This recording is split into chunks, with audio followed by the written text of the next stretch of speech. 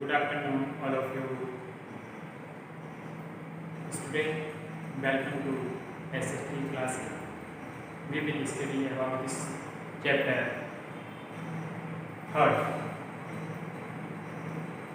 SST के अंतर्गत अभी हमने 4 चैप्टर की स्टडी की है, जिसमें कि आपके हिस्ट्री के 2 चैप्टर ऑलरेडी हो चुके हैं। आज हम 3rd चैप्टर के बारे में स्टडी करेंगे।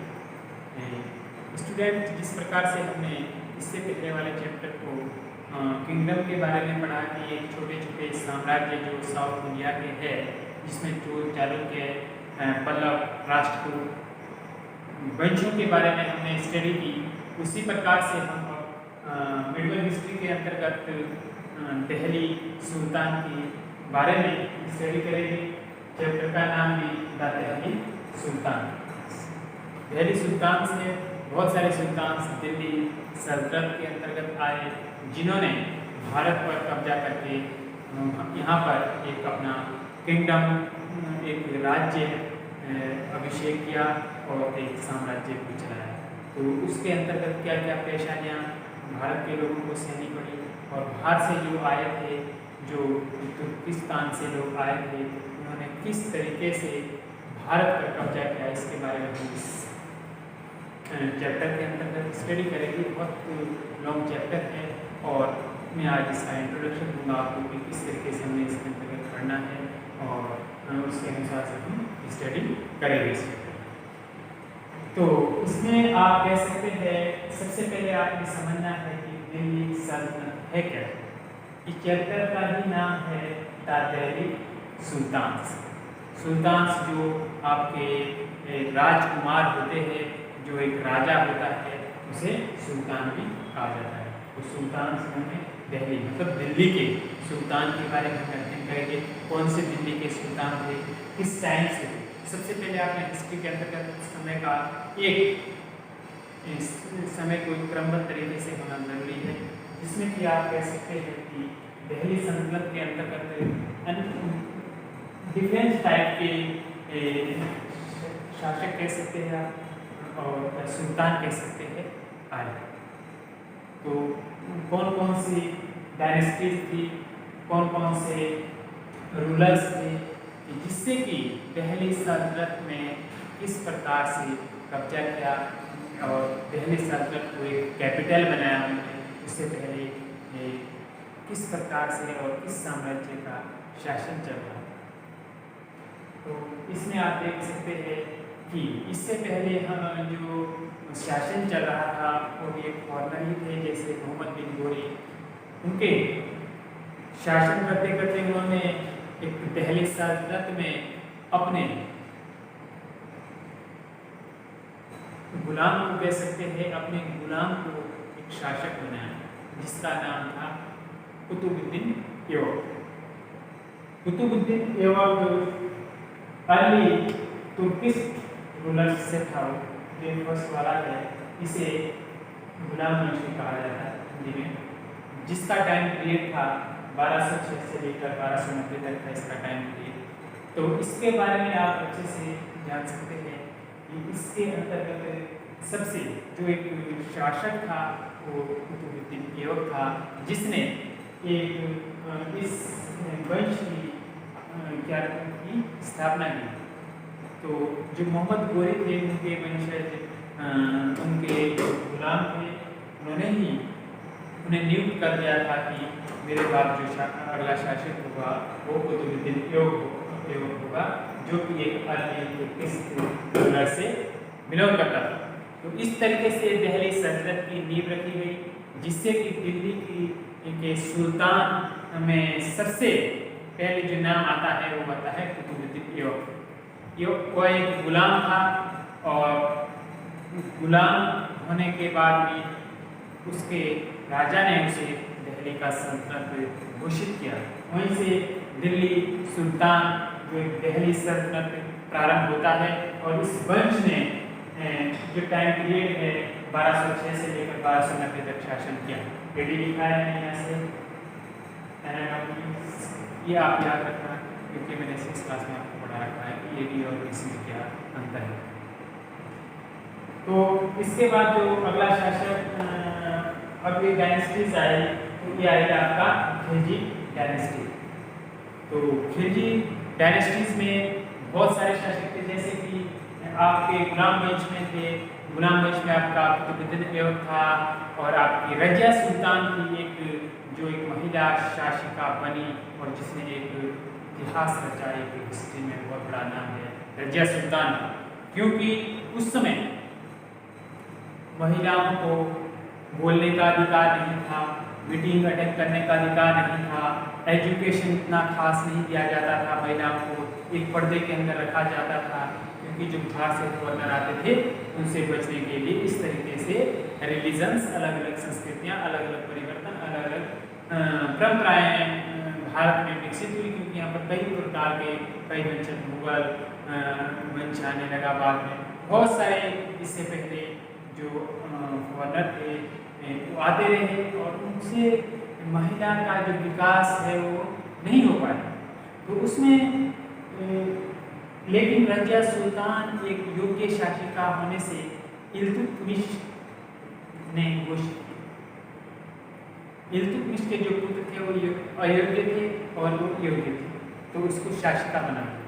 उसका टाइम पीरियड था 1236 से लेकर 40 तक था, 4 साल तक रही है, लेकिन शासिका रही है कि सुदृढ़, एक अच्छी प्राथमिक और एक जुनून था। तो अपने लिए क्या था, इतिहास रखना। रजिया सुल्तान आपने याद रखना है इस के अंतर्गत, इसे हम डिटेल से भी पढ़ाऊंगा मैं, इसे बढ़िया अलग आप डायनेस्टीज के बारे में इसमें आप पढ़ सकते हैं। तो आप खिलजी डायनेस्टीज का टाइम पीरियड 1290 से लेकर 1320 तक था।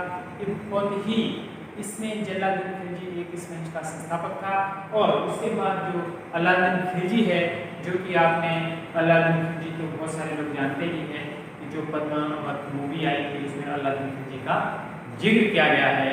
तो वो यही अलाउद्दीन खिलजी है जो एक मिडवल हिस्ट्री में दिल्ली सल्तनत के अंतर्गत खिलजी डायनेस्टीज के अंतर्गत आता है। इसका एक खिलजी वंश से बिलोंग करता था और एक सुदृढ़ शासक था।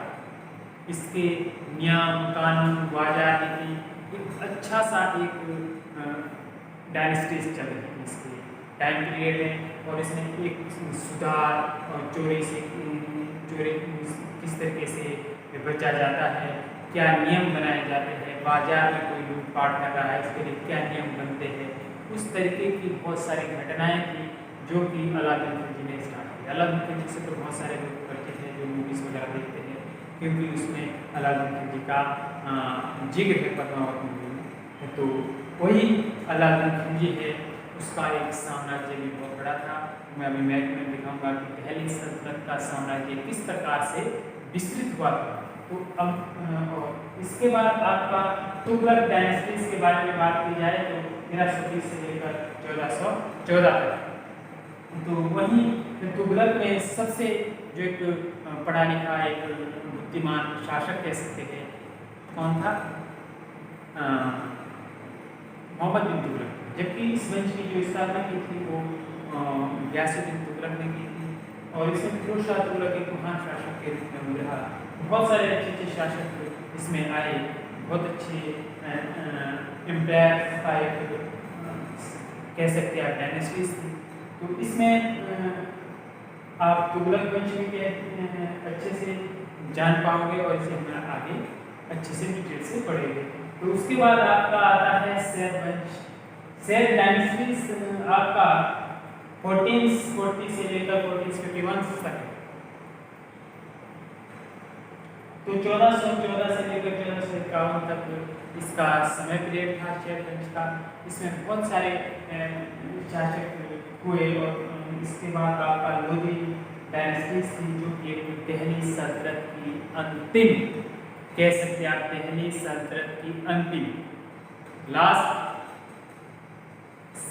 वंश। इसके बाद इनका पतन हो गया, और इसके बाद आपका मुगल जो कि आपके नेक्स्ट चैप्टर में है, मुगल वंश की नींव। ये सारे फौरन से आते थे और लड़ाई करते थे और एक दूसरे में राजा के लिए लड़ते थे, और जो भारत के लोग थे वो इतने सक्षम नहीं थे, क्योंकि इनके पास जो सेना थी, जो इनके पास तोपें थी वो अच्छी थी, क्योंकि फॉरनर थे, वहाँ पर अच्छा विकास हो चुका था पहले से ही, और इस तरीके से भारत उनके चंगुल में फंसते फंसते एक फॉरनर के कंट्री के अंडर में यहाँ का साम्राज्य चले। तो इस तरीके से इतने सारे डायनेस्टीज ने यहाँ पर क्या क्या शासन किया। तो ये दिल्ली सल्तनत का एक परिचय टाइप का था, जिसमें कि आपने इतनी डायनेस्टीज के बारे में देखा कि कौन कौन से वंश और कौन कौन से शासक ने यहाँ पर शासन किया। इसमें आपने तुगलक वंश ने नींव रखी दिल्ली सल्तनत की, और एक अलग से एक तुर्किश तनुरास थे, क्योंकि तुर्की के रहने वाले थे, तो उन्होंने यहाँ पर सबसे पहले दिल्ली सल्तनत की नींव रखी। उसमें उस वंश के अंतर्गत आपके इल्तुतमिश आया, रजिया सुल्तान आया है, बलबन आया, ये बहुत मेन शासक थे गुलाम वंश के थे। उसके बाद खिलजी वंश में मैंने बताया कि जलालुद्दीन खिलजी, अलाउद्दीन खिलजी है। अलाउद्दीन खिलजी को तो सभी लोग जानते हैं, उसका जिक्र बहुत अच्छे तरीके से मूवीज में भी किया गया है। तो उन्होंने इतनी अच्छी नीतियाँ बनाई थी कि जिस तरीके से कोई भी एक विक्रेता बाजार में चोरी से, मतलब जो आपके तराजू में ऊपर नीचे करना, उसका जो एक तोल में एक डिफरेंस करना, वो चोरी बंद करने के लिए अलाउद्दीन खिलजी ने एक शर्त नियम बनाया कि जो चोरी करेगा उतना उसका मांस काट दिया जाएगा। जितना कम हो कोई भी आप चाहे आप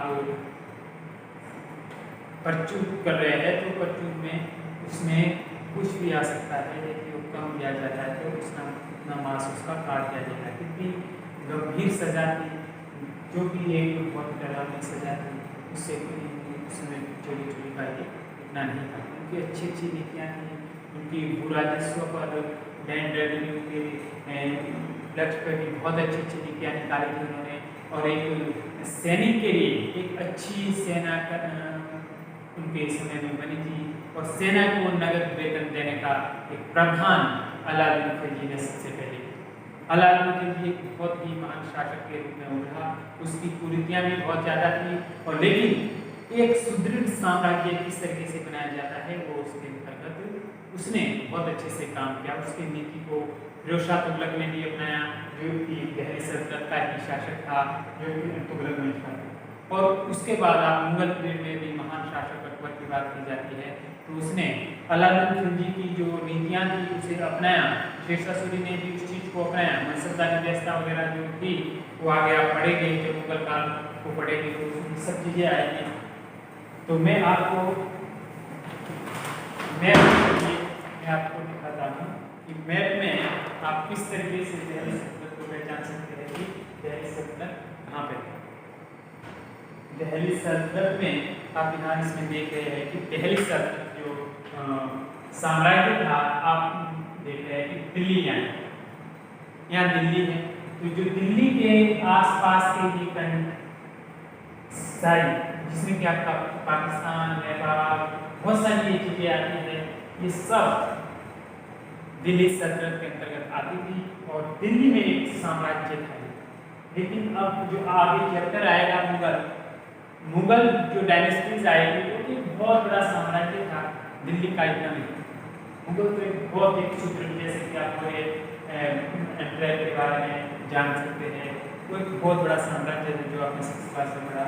लेकिन जो ये दिल्ली सल्तनत था, इतना बड़ा तो नहीं था, लेकिन एक सुदृढ़ साम्राज्य इन्होंने विकसित कर दिया था। लेकिन धीरे धीरे इनका पतन होने लगा, जो कि लास्ट में इब्राहिम लोदी वंश जो था, लास्ट में इब्राहिम लोदी ने 1526 में 1526 AD में मुगल की नींव रखी आपके बाबर ने, और इब्राहिम लोदी को परास्त करके उसको मार दिया। तो इस तरीके से आगे मुगल वाला चैप्टर आएगा आपके इस चैप्टर में। लेकिन आप इस चैप्टर को अच्छे से जानना है, इस चैप्टर को अच्छे से रीड करना है, जिससे कि आप अच्छे से अच्छे इसको समझ सकते हैं। और इसको मैं फिर से अच्छे से पढ़ाऊँगा, इस तरह और प्रकाश डाला जाएगा, जिससे कि आपको अच्छे से समझ में आएगा। अभी तो इसका एक परिचय था किस तरीके से, अभी तो 50% ही बचा है चैप्टर, इससे अच्छे से हम देखेंगे। लेकिन अभी ये आपने मैप में देखना है कि दिल्ली सल्तनत जो एक साम्राज्य था, दिल्ली सुल्तान का, वो कहाँ था। तो आपके पास मैप होना चाहिए था, ये मैंने पहले ही बताया था कि मैप होना चाहिए था। तो ये इस जो क्षेत्र था और दिल्ली का, इसमें आपका साम्राज्य था, इसके अंतर्गत आपका साम्राज्य था। ये आपने जानना है और देखना है, ठीक है। तो इसी तरीके से अब हम नेक्स्ट जो हमारे आगे आने वाला टॉपिक होगा उस पर चर्चा करेंगे। सभी स्टूडेंट एक बार अपनी जो बुक्स है उसको अच्छे से रीड करेंगे, तभी आप इसके बारे में समझ सकते हैं कि दिल्ली सुल्तान क्या थे, कहाँ से हमें इसका पता चलता है। सबसे मेन बात यह है कि इनके टाइम में एक दरबारी कवि भी होते थे, जैसे कि एक अमीर खुसरो हो गया, आपके खिलजी वंश में अमीर खुसरो थे, जियाउद्दीन वर्नी हो गया, वर्नी एक तुगलक वंश में एक मोहम्मद बिन तुगलक के दरबारी कवि थे, महान थे। इब्न बतूता मोहम्मद बिन तुगलक के दरबार में आए थे, मोरक्को के रहने वाले थे। तो इस तरीके से एक कवि भी इनके दरबार में आते थे जो लिखते थे भारत के बारे में कि भारत की संस्कृति इस प्रकार की है और यहाँ का जो साम्राज्य है वो इस प्रकार से चल रहा है। मिनाज-उस-सिराज ने लिखा था, वो कुतुबुद्दीन ऐबक के टाइम पीरियड से लेकर उन्होंने इल्तुतमिश का समय भी देखा। तो इल्तुतमिश के टाइम में उन्होंने रजिया सुल्तान के लिए लिखा था कि योग्य नहीं है, जबकि वो योग्य थी। तो ये कुछ कटाक्षें लिखी जाती थी, एक पक्ष और विपक्ष में कभी एक ऐसी चीज थी जो आज पत्रकारिता है। उस प्रकार से उस समय एक दरबारी कवि को माना जाता था। बहुत सारे कवि तो पक्ष में ही लिखते थे अधिकतर, क्योंकि जो जिसके दरबार में शरण ली है तो उसके पक्ष में तो लिखना ही पड़ेगा, उसकी बुराई तो बहुत कम लिखते थे। लेकिन उस हिसाब से ये दिल्ली सल्तनत में एक इतिहासकार कवि का भी बहुत विकास हुआ। अमीर खुसरो तो एक महान कवि थे जिनको की 12 भाषा का ज्ञान है, 12 लैंग्वेज के बारे में जानते थे, संस्कृत, उर्दू, फारसी। लेकिन उनको एक सुदृढ़ साम्राज्य में रहने का और एक करने का तजुर्बा था। अच्छे इतिहासकार कह सकते हैं, अच्छे कवि कह सकते हैं, उनके अंदर हर चीज का टैलेंट। और जो इसकी दरबारी भाषा थी दिल्ली सल्तनत फारसी थी, फारसी थी। वैसे और लैंग्वेज से भी आप कह सकते हैं, अरबी भाषा पर भी इस पर लिखी गई है। इस पर बहुत सारी चीज़ें हैं, इसके अंतर्गत आपने देखना है तो इसलिए अच्छे से चैप्टर पढ़िए और जो होमवर्क किया जाता है उसको अच्छे से करो और जिससे कि अच्छा रिस्पॉन्स आए। Thank you.